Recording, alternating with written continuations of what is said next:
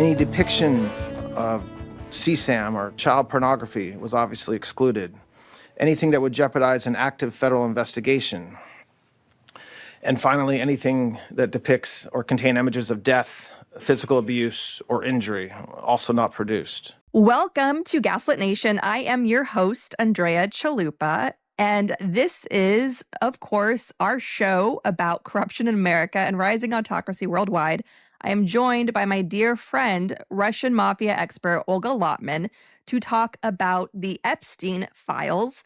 Our opening clip was Deputy Attorney General Todd Blanche during the press conference of the latest batch of release of these massive files. There's about 3 million files released thus far, as ordered by a bipartisan act of Congress, signed by the President of the United States, who's all up in these files. I want to remind everyone that Todd Blanche is also convicted felon Donald Trump's former personal defense attorney. So whatever we have seen in these files related to Trump has passed through Donald Trump's former defense attorney. And so keep that in mind. And also keep in mind that the lawyers for the victims are demanding more files be released. They're saying that there's still an ongoing cover-up after decades of cover-up, and that they especially want to know who, other than, of course, Alex Acosta, Donald Trump's former Secretary of Labor during his first term, who specifically was involved in giving predator Epstein such a sweetheart deal where he could have a staycation house arrest and continue to hobnob and be normalized by the world's elite across industries, including academia, media, sports, science, innovation, all of it, and of course, global affairs. Now, I know things are extremely dark and heavy right now. People are basically having their minds broken by what's coming out. I'm getting all sorts of messages from listeners, text messages, phone calls from friends. People are digging into this and finding so many disturbing things about victims, alleged victims as young as babies.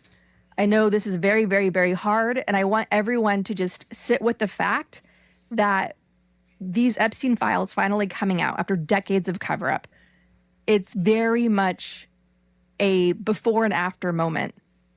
This is really going to stress our sense of self, our sense of country, a sense of like looking around at our institutions, the people who run society, our very relationships, the parties that we vote for, the options on our ballot. This is really a stressful moment, as well as the collective grief we're all feeling for the victims, for ourselves, the fear we feel raising children in this country that allowed this to go on for so long. This is extraordinarily dark and heavy, and it's going to be with us for the rest of our lives.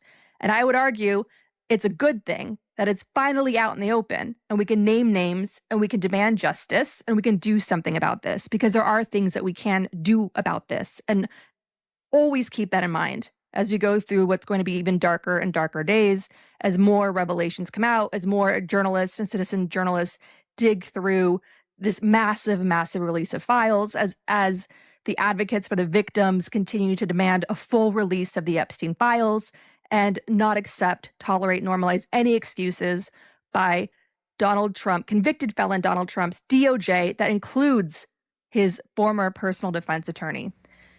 Now, I want to just acknowledge the fact that Olga Lautman and I, being Eastern European, and both of us reporting for many years now on Russia's ongoing invasion, genocide of Ukraine, my own background for decades studying some of the very darkest chapters of Soviet history, we are, I want to say, you never really get used to this, but we're sort of battle-hardened and acclimated to confronting some of the darkest, darkest evil that man is capable of. So we will be your guides through this extraordinarily disturbing time and help you make sense of it and help you turn that pain and grief and anger and fear into meaningful action, because that's what this is all about. It's justice for the victims and justice for society to protect us from these predators, name and shame, and get them out of power and refuse to accept any excuses and normalization. That is what this is all about. Now, I think one of the big takeaways of this episode is, number one, just like with the Russia-Trump investigation, as that was slowly building, we all watched that. We documented that here on the show. Olga Lautman documented that in her work. Just like with the Russia investigation, the revelations for the public were like breadcrumbs. It built over time and became increasingly shocking. That's what we're dealing with here. What we know is not as damning as what we don't know yet when it comes to Trump and Epstein and that whole cabal of pedophiles that have hijacked our democracy. That's number one. Number two, when you feel overwhelmed by the millions of documents that have been pumped out there, and you feel like what is real, what is false, is this all done to overwhelm us deliberately? Like Steve Bannon said, we've got to flood the zone with shit. And are they sprinkling in a lot of really crazy conspiracy theories to try to turn their opposition, the free press, into the new Pizzagate, the new QAnon? What can we truly believe here? And so Olga and I, once again, with our combined decades of experience in researching and reporting on authoritarian regimes, namely Russia, and of course Russia's links today to the corruption cesspool that has hijacked our democracy in the United States, what we can assure you, how to stay grounded, is this: look for the patterns. Look for the patterns to know what's real. What is being described in these emails among the elite, the callousness, all of it, has already been reported in books, including by investigative journalist Craig Unger, his book, House of Trump, House of Putin, of which Olga was a researcher. And in that book, Craig Unger describes these fancy mega yacht parties where Trump's kleptocrat cronies from countries where he's building Trump towers, developing countries, post-Soviet states where he's building Trump towers, they would get together on yacht parties, have these sex parties where they would fly in virgins, young girls, underage girls that were trafficked deliberately intentionally to supply the oligarchs, the ruling oligarchs.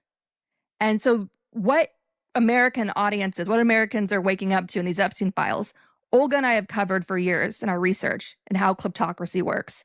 What you're coming across, what's shocking you, what's giving you nightmares now, that is the culture of the ruling oligarch elite. If you don't believe us because we're women and you might have a misogynistic streak, go pick up white male Craig Unger's book, House of Trump, House of Putin. In it, he describes one of the yachts having bar stools made from leather from endangered animals. All right? So that's what we're up against. It's that vile, it's that evil. And so I'm going to stop here and I'm going to let my dear friend Olga comment so far. Well, I don't know where to begin with all of this. For starters, you said that we can actually, do something about this. For starters, from the emails that we have seen enough evidence besides, the trial to demand that Ghislaine Maxwell get moved back to prison and out of this club, med where she's playing with puppies. So that's the least that we can do, that we can demand it. We can put pressure on Congress to haul in Todd Blanche, Trump's defense attorney, to find out why in the world he decided to move her out of a prison and put her into this basically club that has Pilates and yoga and puppy time. Why was she there? They don't take convicted sex offenders. So why is she sitting there? So for starters, we have work to do, and, we can get justice for the survivors by making sure that Ghislaine Maxwell, who was involved 100% in all of this, gets put back into a normal prison immediately, because there's no excuse for any of this and why she was moved. As far as, with the underage girls, look, I know we're all going to focus on Trump, because he is in power right now, and rightfully so. But frankly, we need to put politics aside when it comes to this, because I mean, anyone involved, I don't care if they're a CEO of a company, if they're a president, a former president, a politician in Hollywood, the head of a bank, I don't care who they are. If they raped little kids, little girls and boys, if this is what they did, and we know there are over 1,000 victims, 1,000. If they raped them, first of all, they should be prosecuted. And it is such a shame that this has been going on for from the 1980s, and that we are in 2026, and that we have the assistant, whatever, deputy attorney general, Todd Blanche, coming out and saying, well, there's nothing to see here, after we literally are reading these emails, these FBI reports. Nothing to see here. No, there's no crime in partying with Epstein. And that said, no, there's no investigations, no one will be charged, and that 1,000 kids, 1,000 plus kids were raped and trafficked by just Ghislaine and Epstein. That's it. I mean, is this what we're supposed to believe? So we need to demand that. And luckily we do have, for all the disagreement on everything I have with Thomas Massie, him and Ro Khanna have literally, push for this, and they're continuing to call this a cover-up. So you have 3.5 million pages that came out, hundreds of thousands of videos and photos, and they are still calling this a cover-up and saying that the other 50% that the government is withholding has not come out. And that is the more disturbing, the more, that can prove crimes, and that this is what the government has not released. So can you imagine, with everything that we have read so far, which probably, it just came out a few days ago, with 3.5 million, maybe 1% we saw of this will be of the 3.5 million documents. Can you imagine? The things I've read are frankly disturbing, disgusting. I don't even know how as a society we got this far. And to think that he can come out on a Sunday talk show and say, well, there's nothing to see here, and, just let's move on. Not to mention with Trump. As far as what Trump goes, this is not the first time. You and I grew up in New York. He was, had this reputation way before he stepped into political life, and before, this whole MAGA, whatever this movement stands for, because clearly everything that they claim to stand for when Trump is against it, they suddenly shift. So whether it's Second Amendment, that now they're like, oh no, you're not allowed to carry a gun to a protest, or whether it's, they were all for taking down the elite pedophile ring, and now that there is indeed one, and now they're like, there's nothing to see, let's move on. So before Trump and this MAGA movement in New York, this was well known. The Plaza Hotel on 58th Street. In the 90s, there were reportings that they were holding, having parties, coke-filled parties with underage girls. So for him, this is nothing, absolutely none of this is, new. He himself said he used to walk in on his Teen Miss USA, and walk in when the girls were getting changed, and laughed about it. So, I don't understand why half of America decided to, bring back this pedophile when he has himself admitted it. He's admitted what he did to women because he had power on that, the Billy Bush tapes. He's told us what he's done, And now we're seeing the evidence come out. How many times has he been listed? Like 5,000 in these Epstein files. But again, this goes past Trump. This goes past. We need to, as a society, learn that we have to be hands-on and make sure people are held accountable, because it breaks my heart that you have, these survivors, some as early as 1996, who went, reported this, and were ignored for over a decade. How many more victims were involved over that decade? And the last thing I'll say is these files came out, on Friday? Over the weekend, there have been several high-level resignations across Europe, with people who appeared in these files, including Slovakia. Like one of Fico's top people resigned on Saturday, I believe, over this. So you've had several resignations in Europe. Why is it Europeans are holding their people in power accountable, and here we've had zero resignations? I'd argue that the media is really not even focused on this. I've never seen anything like it. And I understand that they have to be careful and they can't, go through and repeat every single email or file that's unverified.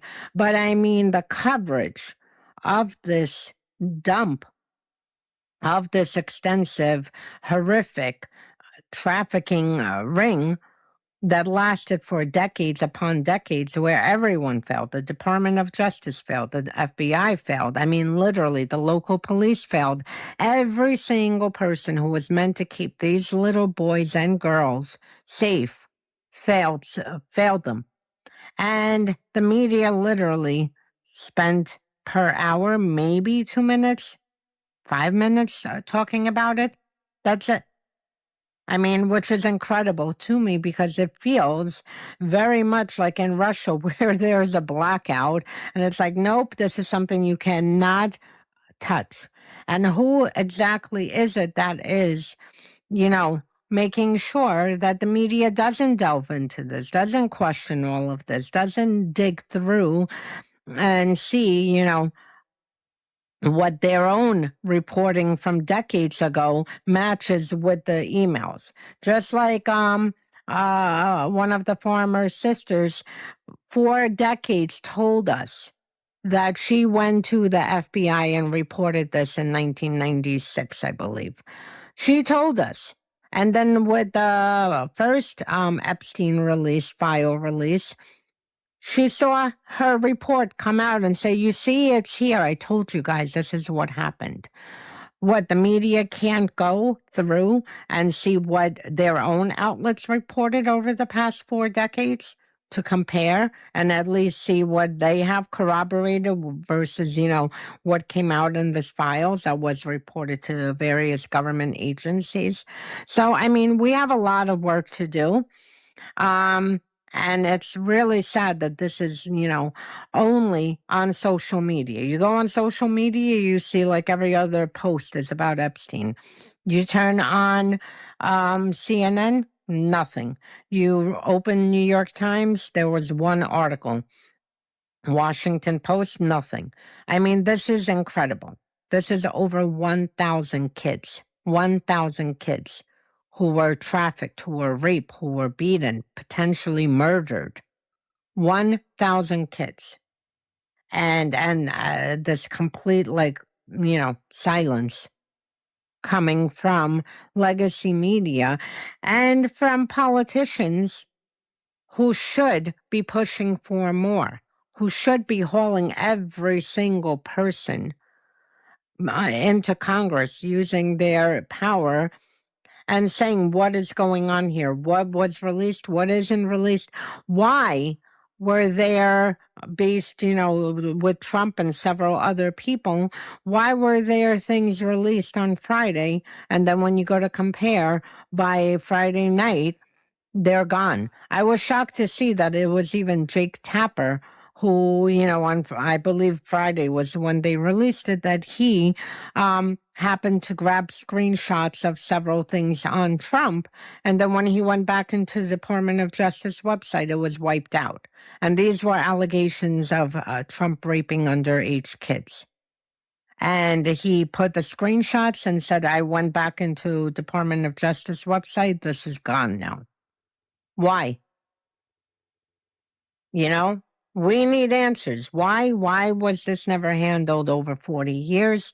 Why is there no accountability? Why are Europeans doing a normal job of holding people accountable? They're not waiting for hearings or anything. They're like, you were in the Epstein Files, and I'm tired of hearing I wasn't on the island.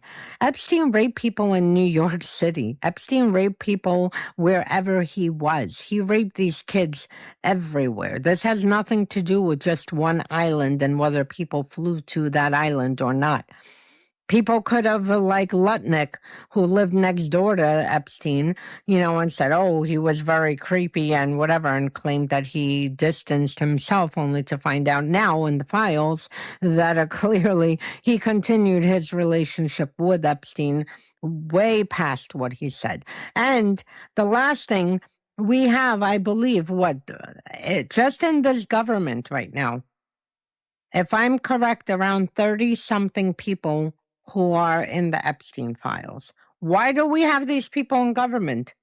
Why are they still there? And why did, Slovakia's national, I believe he's a security advisor to Fico, the prime minister, why did he resign? There was nothing that was incredible with Fico. Fico's national security advisor. I mean, the things I've read here are worse, involving American politicians and people inside the government. Why are they still on a Tuesday, still sitting in power? No one has even written an article about them. Nothing.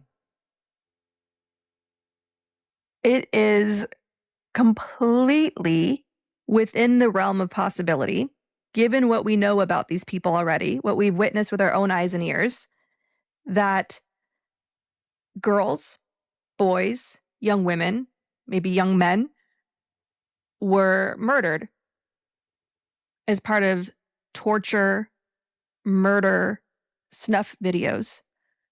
There's one email of someone whose name is blacked out thanking Epstein for the torture videos. Like, I love the torture video. And when you point that out online, saying things are going to get darker, revelations are going to get darker as we demand and we force more files to be released. When you point out online, like, they probably murdered people. You get these randoms on social media yelling at you and saying, don't make things up. Don't jump to conclusions. There's a lot of claims in these millions of files. Open your eyes and ears of what we've seen already. They're openly murdering people casually on the street. There's a video of Bovino telling his troops in Minnesota, go ahead and do what you need to do. If someone even touches you, that comes from the top. Trump told us, and he was right, when he was running in 2016, he said, I could shoot someone on Fifth Avenue and they'd still vote for me. He's correct. He murdered people. Why he murdered that? people with his insurrection, his violent insurrection that he deliberately incited to try to stay in power on January 6, 2021. He let Elon Musk, who's also a sociopath, who in these emails gleefully could not wait to get to Rape Island with Epstein, telling Epstein, I got to let loose. When's your wildest party coming up? And Epstein's like, well, watch out. Do you really want to bring your wife to this? And sociopath Elon Musk's like, yeah, she doesn't care. When's the wild party? So sociopath Elon Musk had no trouble going into our federal government and doging everyone, where one New York Times investigation did an analysis saying that sociopath Elon Musk's cuts through Doge probably will lead to 3 million deaths around the world. These are mass murderers that we are up against. And so they don't care. They lack empathy. Kristi Noem got her job as head of Homeland Security because she shot her puppy in the face. So I think all of us need to wake up and understand what is the bigger picture here. They probably murdered people. Todd Blanche said, yeah, we withheld we withheld materials that showed any violence and death. You think he said that just because it was a formality? He's covering his bases just in case? Because you really want to give them the benefit of the doubt on this, given what we've seen so far? People need to wake up. That's absolutely what is central to all this. That's why Trump, who has gotten away with so many crimes and corruption, so much corruption before our very eyes, was so desperate to try to cover up the Epstein Files. It took a miraculous bipartisan act of Congress, mass-unifying his own party, to bring this about. It became unstoppable at a certain point. And Trump had no choice to sign it, or it would have been worse for him. And instead, they hushed up Maxwell by giving her Pilates at a club fed, because she could confirm that people were murdered for the pleasure of these sadistic elites. Well, and also she knows Trump since the late 80s. At least her father was, friends with Trump, and her father was a very well-known, agent for Mossad and for KGB. He was very close with Khrushchev and helped move some of the stolen $50 billion out of the Soviet Union. So Trump knew her father, and he, as a result, knew her from the 80s. So when she gets this treatment, or when he says, I wish her well, there's a reason he's saying this, because he knows the woman since the 80s. She and Melania were friends. Melania, who arguably comes from this Epstein crop of women, that according to the emails and according to reporting from a decade ago, and according to Epstein himself, he said that he introduced Melania to Trump. So they reportedly, according to Michael Wolff, fucked for the first time on Epstein's Lolita Express, which is fitted out to have a bed, and numerous sex crimes were reported on the Lolita Express. And according to Michael Wolff, that's where Melania and Trump had sex for the first time. And that's another thing. I'm glad you brought him up, because it frankly is shameful how many reporters are caught up in this, as having friendly relations with Epstein, as covering, helping him cover things up, how to pitch things for the media, how many wrote puff pieces for him and are like, do you like this? Did this come out good? What the fuck? They knew that he is a monster. They knew. And the fact that they are sitting and helping him. What about Steve Bannon? How many files is he involved in? How many emails, text messages, all the way to the last days of Epstein before he was arguably murdered, or who the hell knows? Honestly, I wouldn't even know where Epstein is or what happened to him. Or Julie K. Brown, who did the bravest reporting, she just wrote a Substack, which I'll link to in the show notes, saying that Epstein was murdered. And in fact, there was reporting that Epstein's lawyers were working with the feds, flirting around on some sort of cooperation. It was very early in the works, but that door was opening. And then next thing you know, he's found hung in his cell, barely off the ground, when he was supposed to be on suicide watch. So the investigative journalist of the Miami Herald, Julie K. Brown, who gets all the credit for doing the right thing in the media when everyone else failed, Julie K. Brown believes that Epstein was murdered. What do you think of the possibility that victims generally were murdered? I do think that that is very possible. You see it in the emails. And the fact is, you mentioned, the torture video email. Why in the hell is the person who wrote this, why is his email, his name blacked out? I mean, you have this Department of Justice that exposed many, many victims. And, they were supposed to redact their names, and they failed to do so. They even And included even a worse, driver's license. yeah, and even worse, photos. And then you have an email from someone, oh, did you like the torture video? And we don't know who this person is. Why? Why is that redacted? Why is the government protecting who this is? And the one thing, with all the dark, horrific, I mean, I can't even imagine what these poor survivors went through, how many didn't survive. The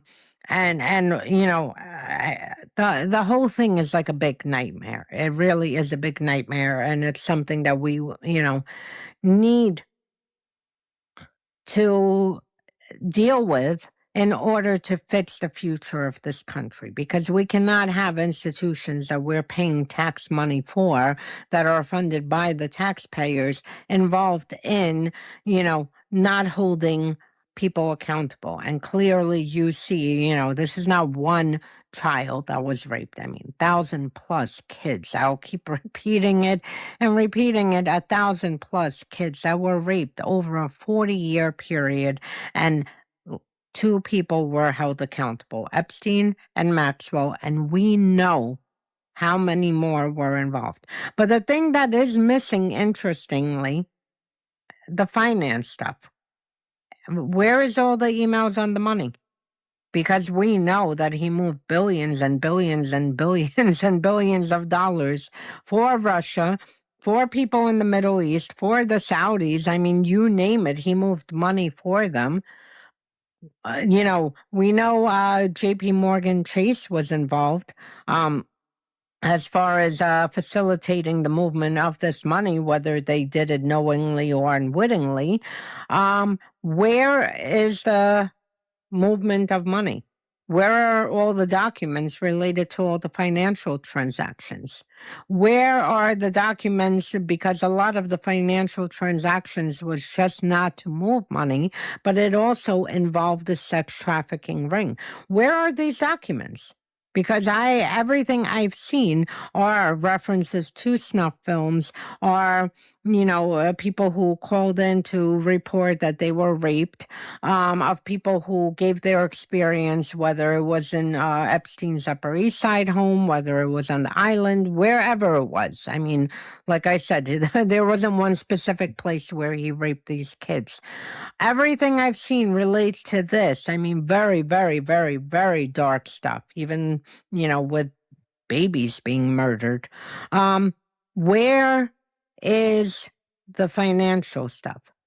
Well, the answer to that is Epstein, Maxwell, they were an intelligence operation. Epstein was Mr. Magic Money Manager, even though he had been fired from Bear Stearns in 1981 for wrongdoing. And yet people are throwing their money at him to manage it. He didn't have his own wealth. He was handling the wealth of the ruling elite. And as you said before, his BFF, his madam, Ghislaine Maxwell, her father was an intelligence asset for both the Kremlin and also Mossad, Israel. And he was a big-time media kingpin in Britain, among the power broker class of Great Britain. And he was found mysteriously killed on his boat, I believe, the lady, which he called the Lady Ghislaine. And I think it's important for people to understand the relationship between Russia and Israel. There's a reason why Netanyahu campaigned with a giant billboard the size of the entire side of a building showing Netanyahu shaking hands with Putin. There's a reason why Russia is like the second most spoken language in Israel or something like that. Russia and Israel are close because of the Jackson-Varick Amendment, which allowed, in an act of Congress, that allowed Russian Jews, like Soviet Jews, to get the hell out thanks to amnesty laws. Olga's here because of it. Her family got the hell out. So that it did a lot of great things.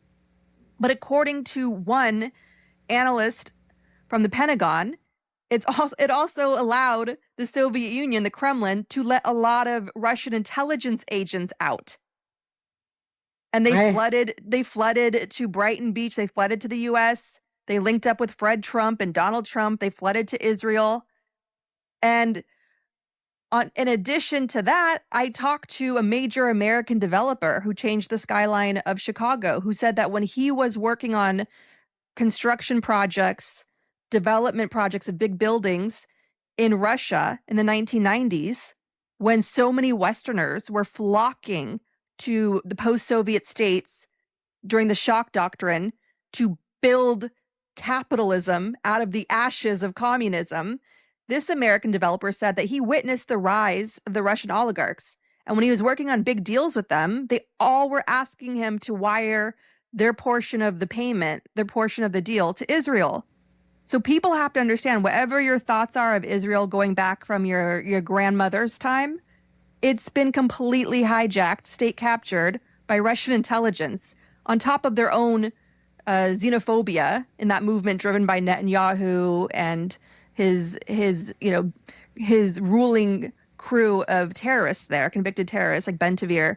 But Russian intelligence married together Israel and Russia. And that's where Ghislaine Maxwell and Epstein literally came from. And they pollinated their operation through the ruling elite across society, across industries. And they collected compromise on people that allowed them to stay out of trouble for decades.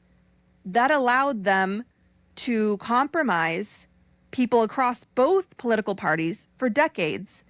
And so when we're asking, why is something as simple as a name being blacked out on an email to Jeffrey Epstein saying, I love the torture video, why is that name being blacked out? That could be a head of state that is deemed untouchable by U.S. intelligence, by Trump and his inner circle.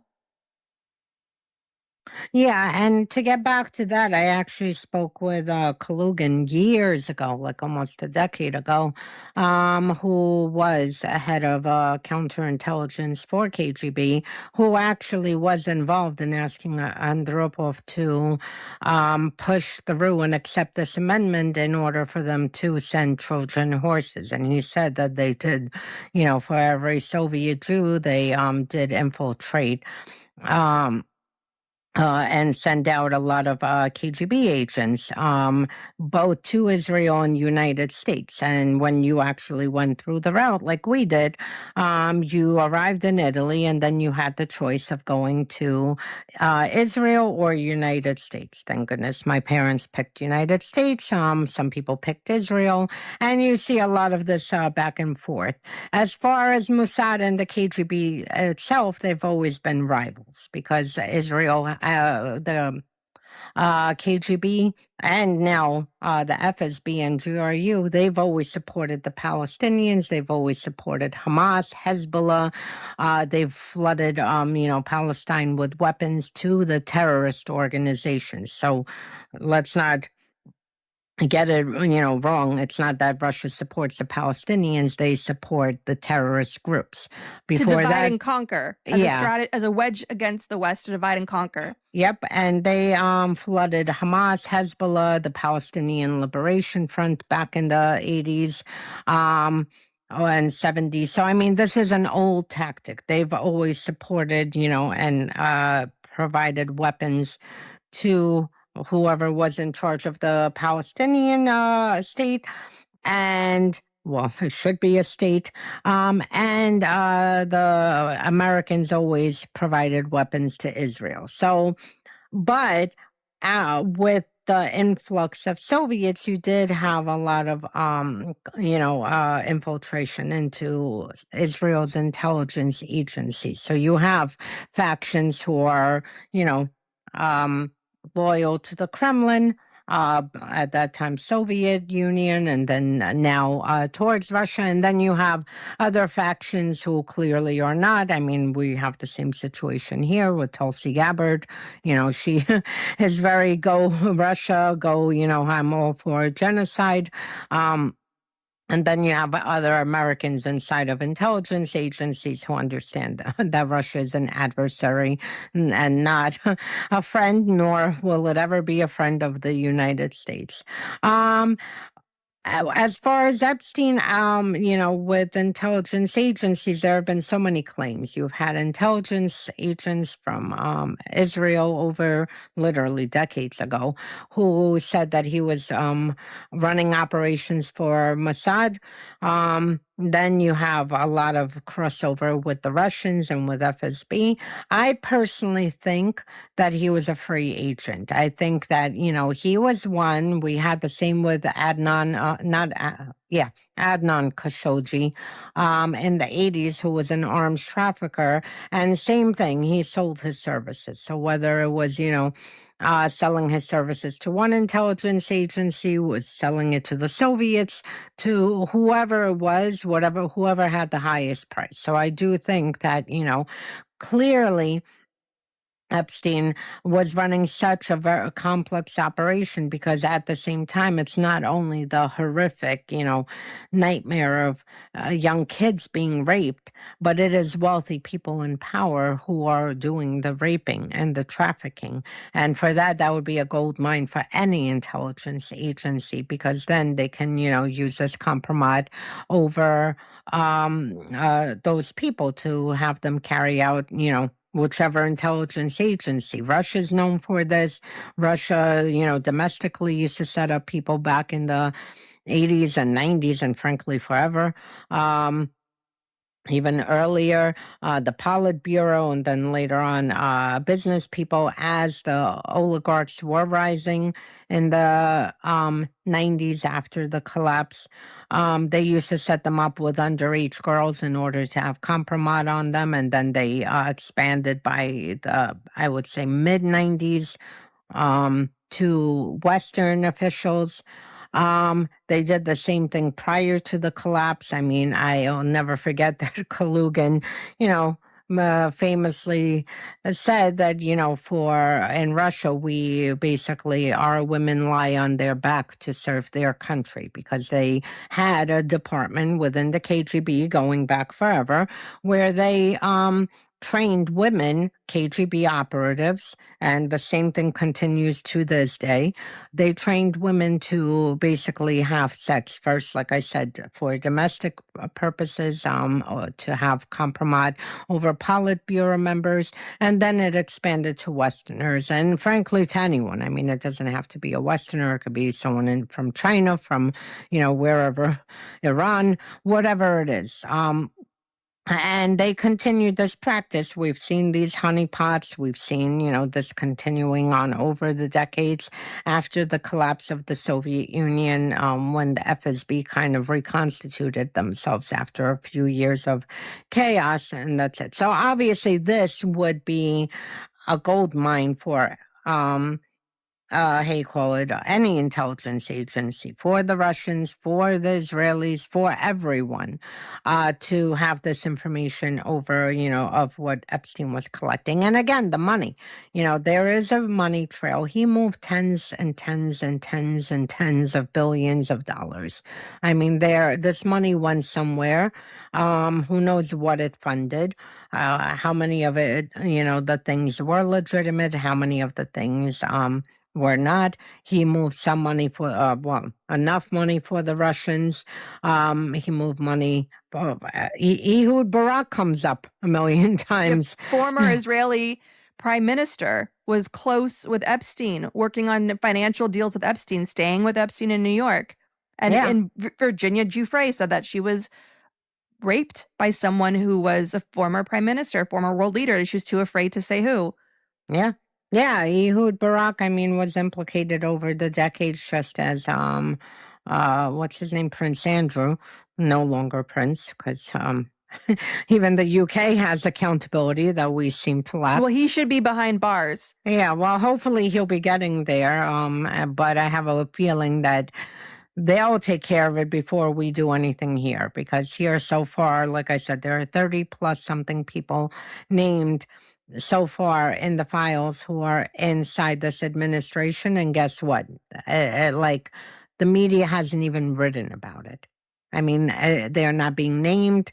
They're not being publicly outed. Like, and they're being outed via the emails, but not by the media, not by politicians. I mean, these people should have had their resignation on Saturday, along with the Europeans who have spent the weekend resigning, but it's up to us. We need to continue with this.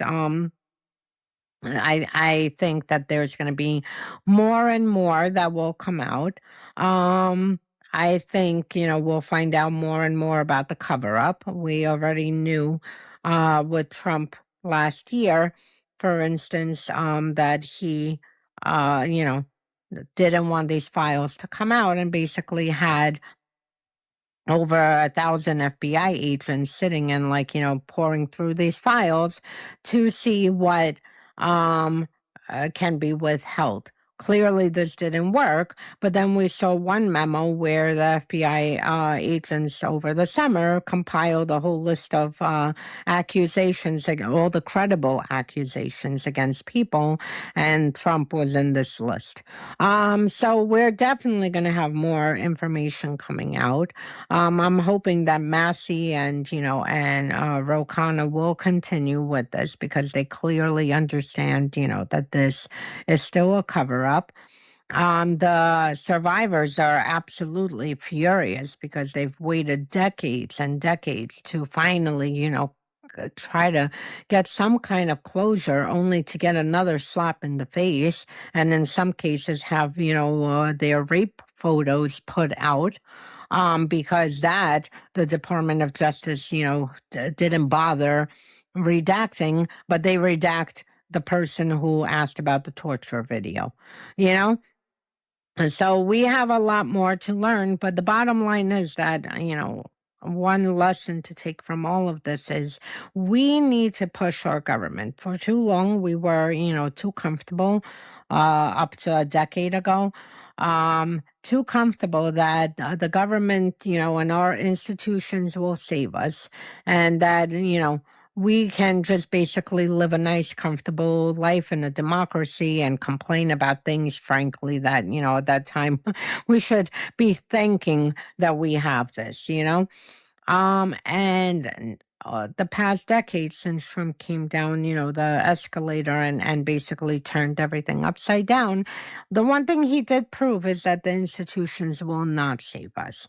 And the one thing, to give credit to him, not that he did it on purpose, as a result of him, we have discovered the rot inside our institutions, because there is absolutely no society on earth that's, where people actually go to work for government agencies and say, yeah, it's fine. I can go to bed at night knowing that 1,000 plus kids are being raped, and that person should receive a sweetheart deal. And it wasn't just Acosta. I mean, literally all along the way, you saw the failure of every single agency that failed to protect the most vulnerable in our society, and that's our kids. I mean, and as a result, you have 1,000 plus kids who have to live for the rest of their life, with these memories of being raped, of being beaten, of being tortured. And God knows how many did not make it, and who were killed, and how many took their own lives because they couldn't live with this and couldn't, move forward. And the fact that as a society, we allowed this to happen, and that there is this, class of elite that frankly can get away with anything. And this is not related, but, here you have Elon Musk in 2024, the richest man, who arguably we don't even know, for him all day screaming about undocumented immigrants. He himself came here undocumented. His brother with him on stage admitted that they fraudulently got their, documentation, which I personally don't care about. But, in his case, so if you go on his Twitter, at any moment, you'll see that he's carrying on about undocumented immigrants and that the country needs to be cleansed out of basically all brown people. He spent $230 million to put someone into the White House. And guess what? This man, an elite, is now already putting money into the midterms and has already put in, I believe, 10 million. And this is just the beginning. Like, we need to get these people the fuck out of our politics. They need to be held accountable for what they do. He should not be a monopoly and have every single government contract because he bought the freaking government. I mean, what kind of society is this? This is like Russia. This is what happens there. I mean, I expected there, where the senators in Duma rape little kids and they get away with it and all of this is covered up and no one even questions it or asks about it and that's it. And this is the type of society, or where oligarchs, buy all the media outlets and then the media suddenly shifts, a few decades ago and becomes mouthpieces for the Kremlin. Now we're seeing it here with CBS and with other outlets, Washington Post and others who are moving along that path. Or with the elites who basically put in their governors and all their people into the main defense industry and intelligence services and everywhere to have their own, clans in there. That's what you get from Russia. What the hell are we doing here? And it is up to us. We still have the power of our voice. We still have the power of, our speech. We need to push back and we need to make sure that this never happens again, So with the Epstein thing, it's good that this is getting exposed. We need to keep pushing to make sure everything comes out. And we need to make sure, I don't want to hear we can't prosecute anyone. So 1,000+ kids were raped and no one should be prosecuted for this? I mean, that's an unacceptable answer. I want to know how many of the victims were murdered. I want to know the number. We have to keep pushing for that. And I know everything that Olga and I are saying, based, once again, on our combined decades of researching kleptocracy, authoritarianism, namely out of Russia. We are used to this. Like Olga just said, this is how Russia's ruling elite operates. Russia is one of the largest child sex trafficking rings in the world. Putin claims he kidnapped 700,000 Ukrainian children from his invasion. Do you think they're giving all of those children warm, cozy beds? They're trafficking those kids for the same reasons you're reading about in these Epstein Files. And I'm tired of people out there beating up on the messenger, because when I state just plain facts on social media as I'm doing my research, I'm collecting the links that I'm reading and all in my investigation, and then people start yelling at me because they don't want to accept how dark human nature is. Well, let me tell you, you got to see my film, Mr. Jones, about Stalin's genocide famine in Ukraine. It's dark. It's very dark. And do not yell at the messenger. I know this is breaking a lot of people's brains out there, and they're cannibalizing each other, yelling at each other. People are being cultish when it comes to Democratic leaders. Don't you dare say that Thomas Pritzker, J.B. Pritzker's cousin, was a longtime friend, like family with Epstein, and Virginia Giuffre believes that she was raped by Thomas Pritzker. Don't you dare just state those plain facts. What are you saying, that Pritzker knew all this time and was covering it up? I'm saying we need to know what happened. And I think, at a minimum, Pritzker knew that his cousin was friends with a registered sex offender. I think at a minimum, that's pretty obvious. And you see a lot of names across the political spectrum. You see longtime Ukraine genocide denier Noam Chomsky from the far left buddying up with Epstein. You see Larry Summers, Clinton's secretary treasurer, who I happened to meet at the Aspen Ideas Festival years ago as a young woman. That's creepy.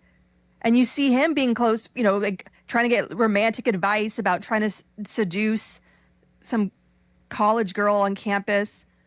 So Larry Summers was about to be part of the Democratic Party's Project 2028, their plan for taking back our democracy. That's how central he is to the Democratic Party establishment. You see Steve Tisch, the co-owner of the New York Giants.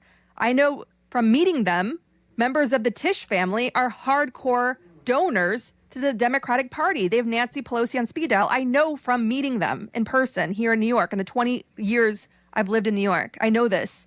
It's in the press. It's out there. And on the list goes. And I'm sure I'm leaving people out. And as Olga said, there's around 40 current members of the Trump administration that were friends with Epstein. Trump's current pick to be the Fed chair, to replace Powell this spring, was getting invites, was getting, pollinated with that Epstein corruption, trying to lure him into parties. Why did they see him as a target? Howard Lutnick, as we said, was trying to, go on vacation with his family to Epstein's Island. It's an extraordinary, bad nightmare that we're all in. It's Eyes Wide Shut, that Stanley Kubrick film that he didn't even get a chance to finish because he died suddenly. And the rumors still persist to this day that Stanley Kubrick, who famously spoke through visual riddles in his film, and I know this because I'm a filmmaker and I studied his work, Stanley Kubrick was trying to wake people up with Eyes Wide Shut, and then he died mysteriously while fighting with the studio over the final cut of that film. And because he wanted it to out everyone. Guess what? Whether you believe in that conspiracy theory or not, Stanley Kubrick his point was accurate. He had a point. They were having sex parties. The New York Times reported in 2016 that there were these calendar girl parties at Mar-a-Lago featuring Trump and Epstein. And now you have in these Epstein files a witness claiming that there were these calendar girl parties at Mar-a-Lago featuring Trump and Epstein. Oh, and Ivanka and Jared were there too. The Trump sons were there too. And on the list goes.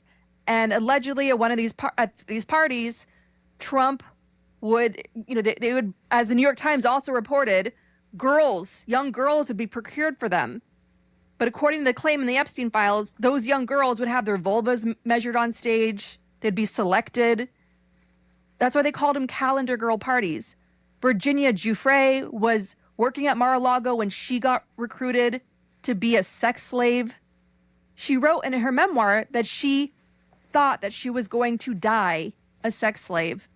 There was also a claim by one witness that they saw Robin Leach, the host of Lifestyles of the Rich and Famous, who had cameos in films that I grew up watching as a kid, Troop Beverly Hills and She-Devil.